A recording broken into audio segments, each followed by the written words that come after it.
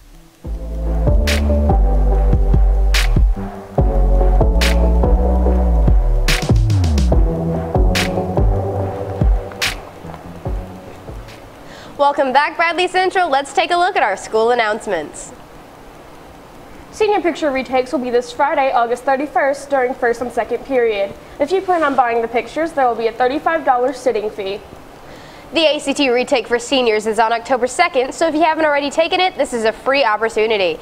Remember, taking the ACT is a graduation requirement. You can see your advisory teacher to sign up. Anyone interested in being a HOSA officer, please stop by H5 today in between classes to pick up an application. The first meeting will be on September 13th. We're online on YouTube at BCHS VOX News. You can also check us out on Facebook, SchoolTube, and of course, VoxNews.net. You just can't get enough of Vox. That's all we have for you today, Bradley Central. And as always, God bless and go Bears!